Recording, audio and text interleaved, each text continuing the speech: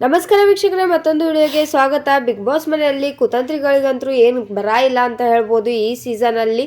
ಯಾಕಪ್ಪ ಅಂದರೆ ತಾವು ಉದ್ಧಾರ ಆಗೋದನ್ನು ಬಿಟ್ಟು ಮತ್ತೊಬ್ಬರನ್ನ ಹಾಳು ಮಾಡೋದು ಹೇಗೆ, ಮತ್ತೊಬ್ಬರ ಫ್ರೆಂಡ್ಶಿಪ್ನ ಕೆಡಿಸೋದು ಹೆಂಗೆ, ಹಾಗೆಯೇ ಮುಂದೆ ಇರುವಂಥ ಗಿಲ್ಲಿನ ಕಾಲು ಎಳೆದು ಹಿಂದೆ ಕೂಡಿಸೋದು ಹೇಗೆ ಅನ್ನೋದ್ರ ಬಗ್ಗೆ ತುಂಬಾ ಸ್ಟ್ರಾಟಜಿಗಳನ್ನ ಮಾಡಿ ಪ್ಲ್ಯಾನ್ ಕೂಡ ಮಾಡಿ ಅದನ್ನು ಎಕ್ಸಿಕ್ಯೂಟ್ ಕೂಡ ಮಾಡಿದ್ರು. ಅದು ಈಗ ಫಲ ಕೊಟ್ಟಿದೆ ಅಂತ ಹೇಳ್ಬೋದು. ಯಾಕಪ್ಪ ಅಂದರೆ ಇವಾಗ ರಾಶಿಕಾ ಅವರಾಗಿರ್ಬೋದು, ಅಶ್ವಿನಿ ಗೌಡ ಆಗಿರ್ಬೋದು, ರಿಷಾ ಅವರಾಗಿರ್ಬೋದು ತುಂಬ ಸರ್ತಿ ಗಿಲ್ಲಿ ಹಾಗೂ ಕಾವ್ಯ ಅವ್ರನ್ನ ದೂರ ಮಾಡೋಕ್ಕೆ ಸಿಕ್ಕಾಪಟ್ಟೆ ಪ್ರಯತ್ನ ಪಟ್ಟಿದ್ದಾರೆ. ಅದೇ ರೀತಿಯಾಗಿ ಕಾವ್ಯನಿಂದ ಗಿಲ್ಲಿ, ಗಿಲ್ಲಿಯಿಂದ ಕಾವ್ಯ, ಕಾವ್ಯನಿಂದ ಗಿಲ್ಲಿ, ಗಿಲ್ಲಿಯಿಂದ ಕಾವ್ಯ ಅಂತ ತುಂಬ ಸರ್ತಿ ಈ ರೀತಿಯ ಮಾತುಗಳು ಬಂದಿದ್ದಾವೆ.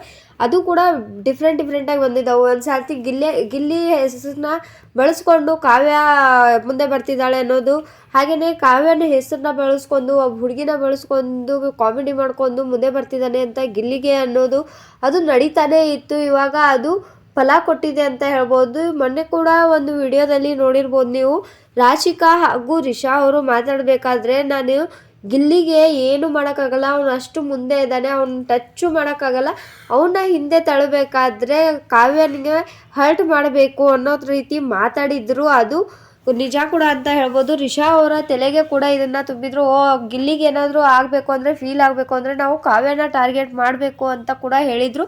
ಅದು ಈಗ ಫಲಿಸಿದೆ ಅಂತ ಹೇಳ್ಬೋದು. ತುಂಬ ಸರ್ತಿ ಕಾವ್ಯದಿಂದ ಗಿಲ್ಲಿ, ಗಿಲ್ಲಿಯಿಂದ ಕಾವ್ಯ ಅನ್ನೋದನ್ನ ಕೇಳಿ ಗಿಲ್ಲಿ ಅವ್ರ ಹತ್ರ ಹೋಗಿ ಕಾವ್ಯ ಅವರು ಸೀರಿಯಸ್ ಆಗಿ ಡಿಸ್ಕಷನ್ ಮಾಡಿದ್ದಾರೆ.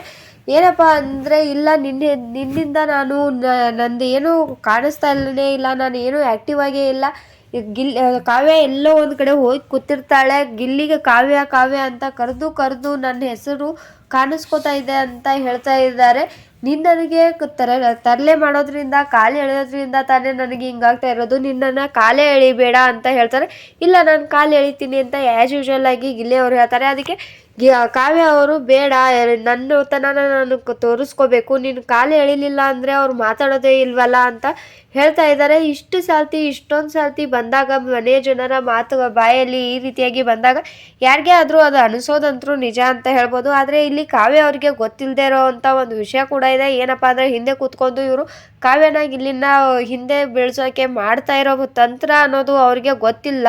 ಆದರೆ ಅವ್ರ ಥಿಂಕಿಂಗ್ ಏನು ತಪ್ಪಿಲ್ಲ ಅಂತ ಹೇಳ್ಬೋದು. ಇವರೆಲ್ಲ ಮಾಡೋ ರೀತಿಯಿಂದ ಅವ್ರಿಗೆ ಬೇಜಾರಾಗಿದೆ. ನನ್ನ ತನನೇ ಕಾಣಿಸ್ಕೋತಾ ಇಲ್ವಾ, ನಾನೇನು ಮಾಡ್ತಾನೆ ಇಲ್ವಾ ಅನ್ನೋ ರೀತಿಯಾಗಿ ಆಗಿದೆ ಅಂತ ಹೇಳ್ಬೋದು ಮನೆಯಲ್ಲಿ.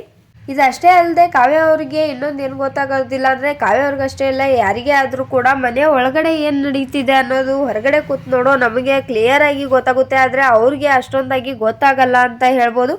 ಸೊ ಇದಕ್ಕೆ ಡಿಸ್ಕಷನ್ನು ಸೀರಿಯಸ್ ಆಗಿ ನಡೆದಿದೆ ಕಾವ್ಯ ಹಾಗೂ ಗಿಲ್ಲಿ ಅವರ ಮಧ್ಯೆ.